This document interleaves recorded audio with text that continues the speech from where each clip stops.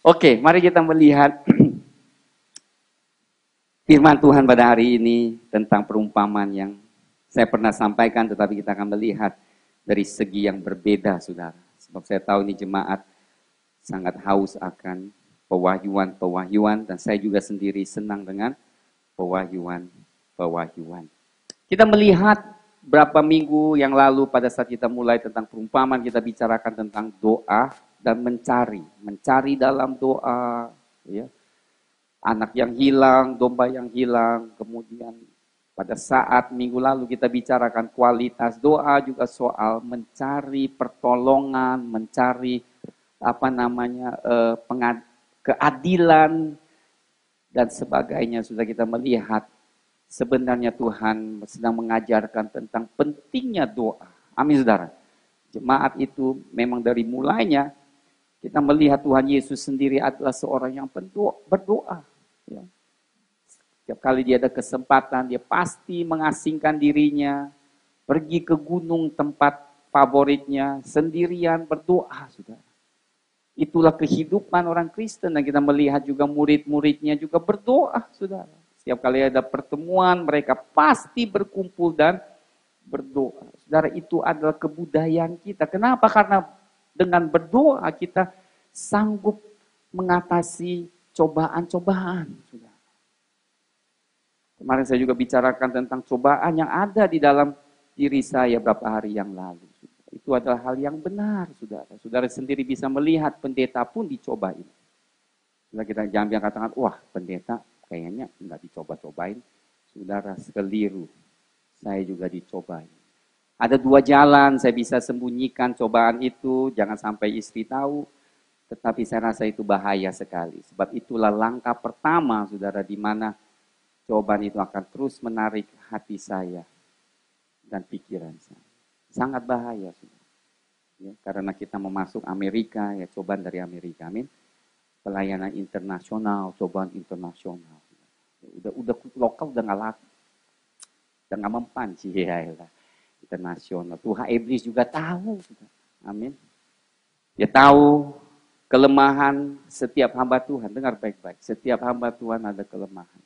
Saya pernah ingat seorang hamba Tuhan yang begitu dekat dengan Tuhan. Dia mendengarkan iblis sedang berdialog dengan inner circle-nya. Iblis juga ada inner circle, ya, saudara. Di kalangannya sendiri. Mulai perhatikan setiap hamba Tuhan di seluruh dunia. Pada saat Dina Karanya mendengar apa yang mereka diskusikan, saudara, mengagetkan atau membuat dia sangat kaget. Ternyata iblis tahu setiap kelemahan hamba Tuhan. Mereka mengatur strategi bagaimana bisa masuk dan menjatuhkan hamba Tuhan. Kenapa kelemahan itu tidak diangkat-angkat oleh Tuhan? Tuhan, kenapa sih? Udah ditarik aja. Oh, enggak mungkin, saudara. Katakan puji Tuhan kiri kanan, haleluya. Puji Tuhan. Kenapa kelemahan gua kok enggak beres-beres? Selalu jatuh di dalam kelemahan yang sama. Yang setuju, amin. Setiap kita ada kelemahan. Yang selalu jatuhnya di cobaan yang sama. Amin, saudara. Ya, kenapa? Karena disitulah kelemahan kita. Dan dia tahu kalau kita jatuh, kenapa Tuhan izinkan? Karena, sudah saya mau kasih tahu kenapa Tuhan izinkan. Supaya kita berharap penuh kepada Dia. Paulus katakan, kuat kuasamu justru nyata di dalam kelemahanku. Kuasamu nyata di dalam kelemahanku. Pada saat kita lemah, kita berseru kepada Tuhan. Dengar, kasih karunia Tuhan dicurahkan sehingga kita menjadi kuat. Amin. Itu dari dulu. Paulus sendiri katakan, aku lebih baik membesarkan kelemahan aku, menyombongkan kelemahan aku daripada kekuatan aku. Kenapa? Sebab dia tahu pada saat dia lemah, kekuatan Allah menjadi nyata di dalam hidupnya. Amin, saudara. Tetapi bukan karena, aduh gua lemah, ya Tuhan ngertilah ya, Tuhan you understand. Terus kita izinkan kita jatuh dalam dosa, kita bilang, Tuhan engkau mengertilah aku jatuh. Tuhan bilang, aku gak ngerti, hati-hati, tujuan kamu nanti ke neraka. Saudara, kelemahan kita bukan menjadi alasan kita jatuh di dalam dosa berkali-kali. Yang setuju katakan amin. Amin, meskipun sakit, nggak apa-apa. Yang saya mau sampaikan adalah supaya kita terus di dalam kemenangan. Amin, kita semua lemah. Katakan semua lemah, tetapi Tuhan justru yang menguatkan kita semua. Karena Tuhan mau kita selalu merendahkan hati kita, lembutkan hati kita supaya kita bisa kuat di dalam. Matius 13 ayat 1, mari kita lihat tentang perumpamaan 4 jenis tanah. Saya tahu tahun lalu kita pernah ajarkan, tetapi mari kita melihat hal yang berbeda. Mari kita lihat ayat 1 dulu baik. Pada hari itu keluarlah Yesus dari rumah itu dan duduk di tepi danau. Maka datanglah orang banyak berbondong-bondong lalu mengerumuni dia. Banyak orang suka dekat dengan Tuhan Yesus. Sehingga ia naik ke perahu dan duduk di situ sedangkan orang banyak semuanya berdiri di pantai. Luar biasa ya saudara. Sampai tidak ada tempat untuk berdiri, dia harus masuk ke perahu sehingga dia bisa melihat orang banyak dan berbicara kepada mereka.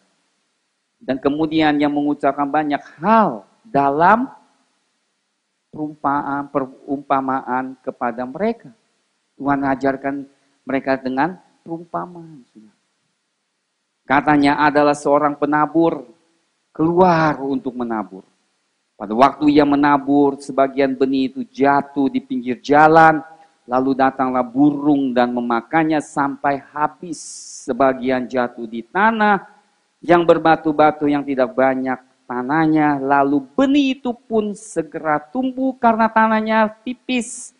Tapi sesudah matahari terbit, layulah ia dan menjadi kering karena tidak berakar. Sebagian lagi jatuh di tengah semak duri, lalu makin besarlah semak itu dan menghimpitnya sampai mati. Dan sebagian jatuh di tanah yang baik, lalu berbuah, ada yang 100 kali lipat, ada yang 60 kali lipat, ada yang 30 kali lipat. Siapa bertelinga, hendaklah ia mendengar. Sekalipun Tuhan Yesus ajarkan tentang perumpamaan, tetapi ia tetap katakan, hei, dengarkan apa yang saya katakan ini. Dengarkan.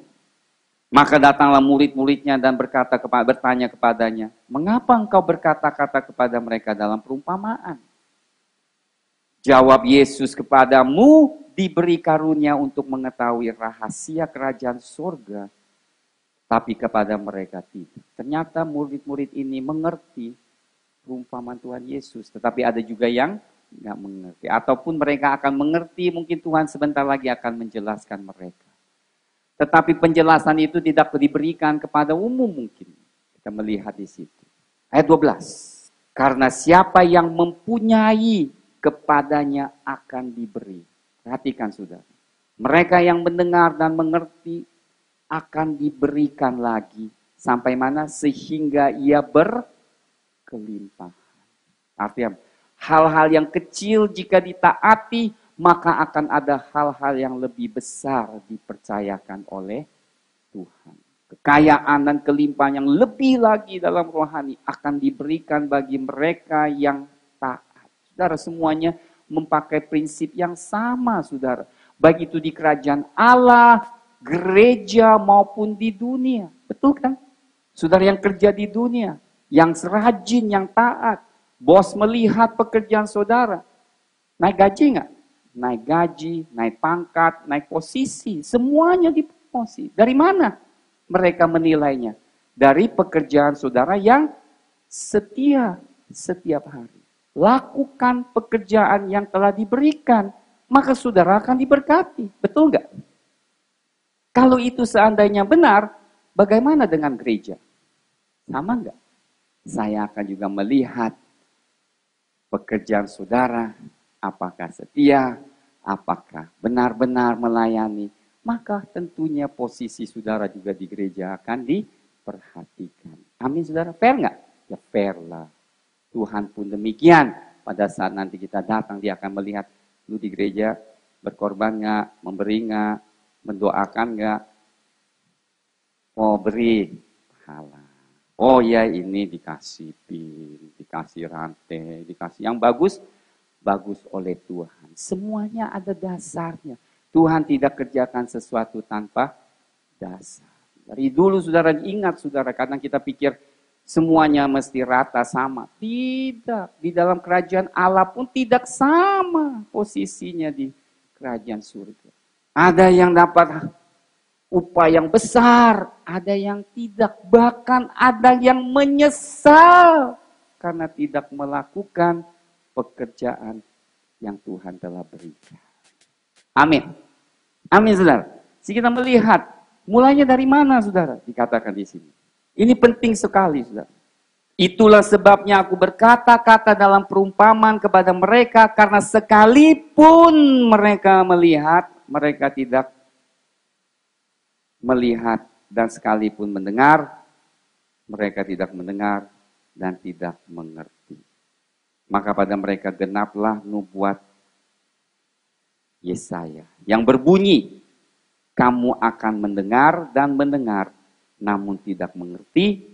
Kamu akan melihat dan melihat, namun tidak menganggap. Mari sebelumnya kita melihat satu hal. Ingat saudara, kerajaan Allah selalu dimulai dari sebuah benih. Yang hal paling kecil, tapi paling penting. Saudara. Kenapa benih? Saudara? Saya mau tanya, kenapa benih? Semua tumbuhan juga dimulai oleh benih biji yang sangat kecil, yang tidak signifikan kelihatannya. Hal-hal yang paling kecil namun menentukan perkembangan atau pertumbuhan saudara. Di setiap benih terdiri DNA atau kode-kode yang ditulis di dalam benih itu. Semua ada di dalam benih. Sudah tahu kenapa biji ini yang kelihatannya serupa biji pepaya atau biji sesawi yang kecil-kecil ya saudara, kelihatannya kalau di ini kok sama aja saudara. Sama nggak? Mirip nggak? Mirip. Tetapi pada saat ditanam saudara dan bertumbuh, mungkin pertama keluar daunnya juga kok mirip-mirip. Tetapi setelah 2-3 tahun, 5 tahun kemudian apa yang terjadi? Buahnya beda. Kenapa bisa beda? Kenapa nggak bisa keliru? Karena di benih itu ada kode DNA. Telur ikan, ya waktu telur ikan, saya pelihara ikan, saya banyak ikan. Waktu mulai banyak telur itu, telur ikan mas, telur, kelihatannya sama. Ikan kecilnya juga sama. Tetapi kenapa pada saat mereka besar, kok bentuknya beda gitu ya kan? Sama-sama orang Batak. Tapi setelah gede, ada yang gede, ada yang kecil ya kan? Ada yang gemuk, yang kurus. Kenapa? DNA-nya. Ya kan? Nah DNA itu penting. Kenapa dikatakan humans DNA, DNA manusia, nggak ada satu yang sama. Dan kodenya itu, saudara tahu nggak? Saintis bingung. Karena kode yang ada di dalam DNA yang sekecil itu bisa mencapai seluruh buku ensiklopedia. Tuhan merancang sedemikian rupa. Makanya benih kerajaan Allah dengar adalah benih. Tapi kodenya di dalam sangat rumit. Amin. Rumit, dengar saudara. Tetapi pada saat saudara izinkan benih itu tertanam di hati saudara. Apa yang terjadi? DNA itu mulai bekerja. Dan mengubahkan saudara. Sehingga saudara sekian tahun kemudian bertumbuh. Semakin hari semakin seperti Yesus. Bukan luarnya. Tapi dalam dan sikapnya. Kerajaan Allah begitu kecil, nggak signifikan. Tetapi dahsyat.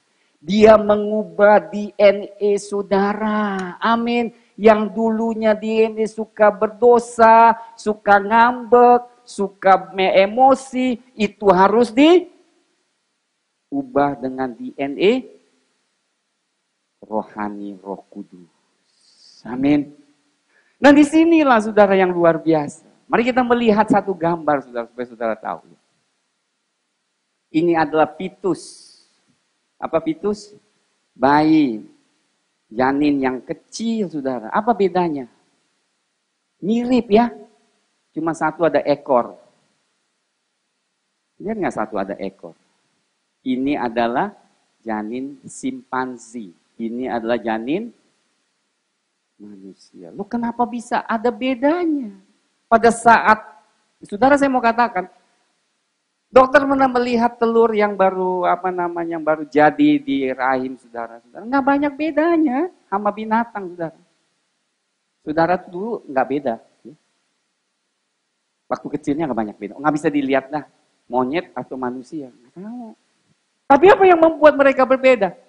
DNA kita, saudara. DNA kita manusia, saudara. Dikatakan 97% monyet sama manusia itu mirip. Tapi 3% yang beda menentukan saudara manusia yang tidak manjat pohon dan curi pisang orang lain. Saudara, ini DNA simpanzi. Apa yang membedakan? Mudah-mudahan saudara tentunya bertumbuh. Yang ini menjadi manusia. Jangan seperti monyet yang evolusi percaya bahwa kita adalah keturunan monyet. Apakah saudara keturunan monyet? Saya harap tidak. Tingkah laku saudara harus seperti manusia. Saudara, jangan berdosa ya seperti monyet. Istrinya banyak. Dengar saudara. Manusia diciptakan segambar dengan Allah. Amin saudara. Saudara katakan, aku diciptakan serupa Allah. Katakan. Katakan diri sendiri. Amin. Aku diciptakan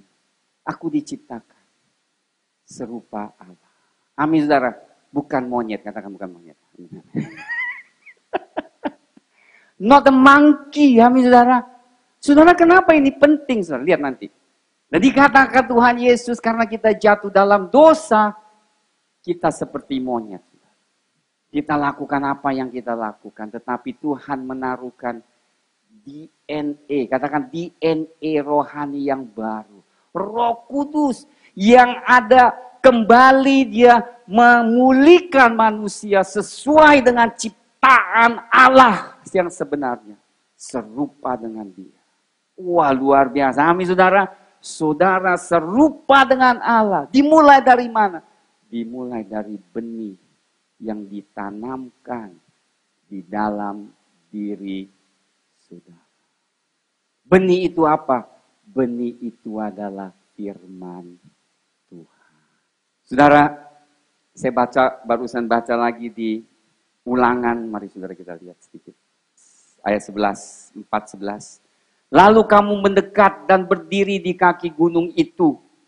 Sedang gunung itu menyala sampai ke pusar langit dalam gelap gulita, awan, dan kegelapan. Lalu berfirmanlah Tuhan kepadamu dari tengah-tengah api, suara kata-kata kamu dengar, tetapi suatu rupa tidak kamu lihat. Hanya ada suara. Sudah perhatikan apa yang saya mau sampaikan di sini. Lalu berfirman Tuhan kepadamu dari tengah-tengah api, suara kata-kata kamu dengar, tapi rupa kamu. Dan ayat 13. Dan ia memberitahukan kepadamu perjanjian yang diperintahkannya kepadamu untuk dilakukan, yakni ke-10 perintah, dan ia menuliskan pada 2 loh batu.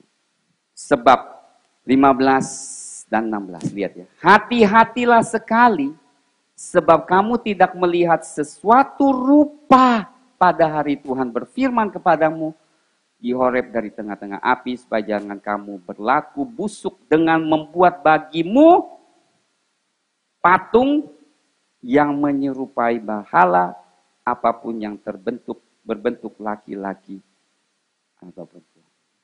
Saudara pernah pikir nggak, kenapa ya kami sembah kok kami nggak bisa lihat Allah yang atau gambaran lah Tuhan Yesus supaya lebih gampang menyembah? Pernah ada yang pertanyaan seperti ini? Saya waktu lahir baru, saya susah menyembah dengan tidak melihat sesuatu untuk menyembah. Kenapa kita nggak ada gereja menggambarkan Tuhan Yesus, kita datang sembah, melihat gambar. Sedangkan dari mungkin agama lain, mereka ada patung supaya saudara bisa datang ke depan dan kenapa Tuhan tidak mengizinkan? Dengar baik-baik.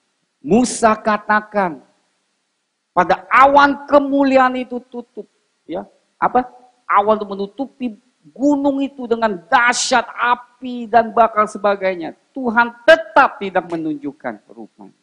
Tetapi satu hal yang Tuhan nyatakan. Apa? Suaranya atau firman. Dengar. Dengar, saudara. Saya mau sudah dengar di pewahyuan dahsyat. Dengar baik-baik. Allah tidak menciptakan rupa yang apa kau lihat di mata. Tetapi melalui firman yang saudara baca, gambar Tuhan tercipta, tergambar di dalam hati dan pikiran saudara. Itu yang saudara sembah. Beri tepuk tangan bagi Tuhan. It's fantastic, saudara. It's not what you see, bukan apa yang kau lihat. Tetapi pada saat engkau renungkan firman dan bersekutu, gambaran Tuhan lebih hari, lebih nyata di dalam hati dan pikiranmu. Haleluya! Dan apa yang terjadi, itulah yang mengubah saudara DNA, yang membuat saudara menjadi serupa dengan Dia. Beri tepuk tangan bagi Tuhan. Fantastic. It's a fantastic revelation. Jadi bukan gambar patung, saudara. Oleh sebab itu, kenapa Tuhan berikan firman untuk mereka renungkan? Karena Tuhan memberi mereka pengertian atau gambaran supaya mereka ngerti aku Tuhan itu apa sebenarnya. Tetapi sifat karakter kekudusan yang Dia mau nyatakan kepada umat. Saya mau saudara dengar luar biasa, saudara. Makanya gereja harus mengenal Tuhan melalui firman dan persekutuan dengan Tuhan. Kalau enggak, saudara tidak akan melihat indahnya Tuhan kita yang Dia mulai nyatakan dirinya di dalam hati dan pikiran saudara. Nah, kita kembali, saudara. 4 jenis tanah. Tanah itu bicara tentu dengan kondisi hati kita.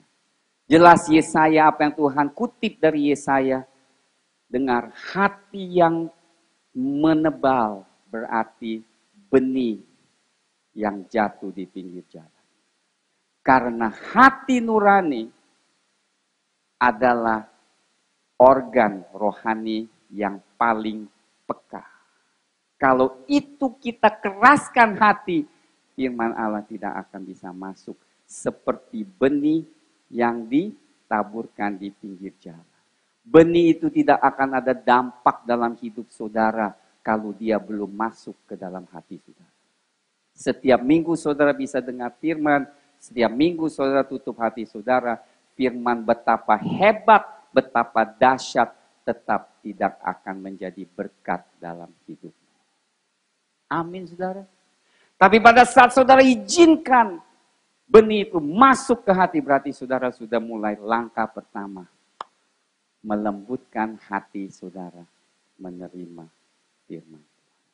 Tapi karena benih ini tidak hanya sampai hanya membuka hati, tetapi terus izinkan hati itu dilembutkan sampai dia bisa benar-benar berakar dalam.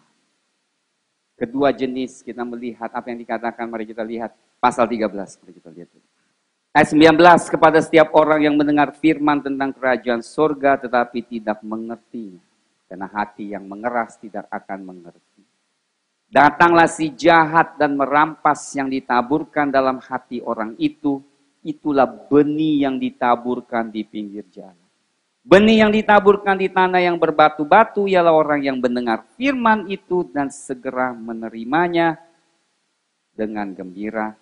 Tetapi ia tidak berakar dan tahan sebentar saja. Nah, bagus firman, sebentar. Kemudian apa? Apabila datang penindasan atau penganiayaan karena firman itu, orang itu pun segera murka. Ini yang paling bahaya, sudah. Yang terima firman hanya sementara. Hanya untuk kesenangan, enak bagus, lu pewayuan bagus, tetapi tetap tidak berakar. Masih banyak ganjelan di batu-batu di hati itu yang Tuhan mau singkirkan. Itu saudara tidak bisa. Menyingkirkan batu sandungan dalam hidup saudara, saudara tidak akan bisa betul.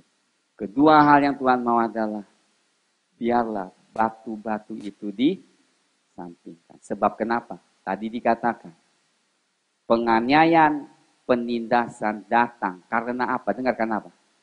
Karena apa? Karena firman yang saudara sudah tanam di hati saudara. Saudara tidak akan ada cobaan, tidak akan ada penganiayaan, tidak akan ada penindasan kalau hidup saudara nggak ada firman. Happy ever after. Hidup di dunia happy-happy. Saudara nggak mau masalah? Jangan tanam firman di dalam diri saudara. Tapi saudara kalau mau firman, siap menghadapi cobaan, penindasan, dan berbagai masalah. Kenapa? Karena Tuhan izinkan iblis menguji saudara. Lu bisa nggak benar pegang firman? Kalau nggak bisa, langsung firman itu tidak akan bekerja di dalam. Minggu lalu kita sangat diberkati oleh kesaksian ibu artis luar biasa. Kenapa menjadi berkat? Karena pada saat dia dengar firman, dia melangkah dalam iman. Dia ditawarkan uang supaya dia kembali ke agama dulunya, harta warisan, tapi dia memilih untuk tinggalkan semua itu, tetapi untuk mengikut Yesus dia harus tinggal ke rumah apartemen yang murah, tinggal bersama 4 anaknya, dan berjuang dengan susah. Dan dia tidak mau lagi mengambil tawaran-tawaran duniawi. Itu adalah firman yang berakar. Itu kenapa saudara begitu sulit umat Kristen bertumbuh dengan sehat. Karena banyak ganjelan di hati saudara yang menghindari benih itu bertumbuh dengan sehat. Lihat tahun lalu firman yang disampaikan, lihat tahun ini berapa yang bertahan. Tetapi kalau saudara terobos satu dengan yang lain, maka saudara akan terus bertumbuh. Kedua, lihat poin yang kedua yang saya mau sampaikan. Telinga yang berat mendengar, karena telinga adalah kedua organ yang paling peka di dalam tubuh kita. Selain hati nurani, telinga kita. Dua hal ini penting. Saudara tahu medis akan beritahukan kepada saudara. Orang yang koma yang sebelum meninggal, telinganya masih bisa mendengar. Sebelum mati, saudara jangan bilang, dia udah mau mati loh. Dia kedengaran setiap perkataan saudara, sekalipun dia mungkin jantungnya henti denyut. Kalau telinga rohani kita tidak mau lagi mendengar, itulah keadaan yang kedua. Kita tidak bisa melakukan firman Tuhan. Karena telinga sudah bosan. Injil disampaikan dengan perkataan. Betul? Sampaikan dengan perkataan. Itu yang pertama. Mendengar firman Tuhan siang dan malam. Karena itu yang mengubah kehidupan kita. Ketiga, baru membaca. Apa yang dikatakan? Mereka yang matanya tertutup. Berarti mereka tidak mau melihat ataupun membaca firman. Jadi 4 perumpamaan itu, yang pertama adalah hati yang tebal, adalah benih yang jatuh di pinggir jalan.